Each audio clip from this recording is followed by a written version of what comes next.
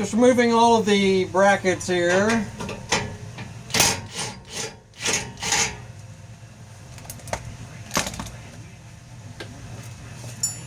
Or the U-clamps, whatever you want to call them, pipe clamps. And hopefully not letting this come crashing down on me. Might have to... Yeah, probably have to just cut off back here as well. Which is a shame, because I'd like to sell this rear section if I can get it out of here without destroying it.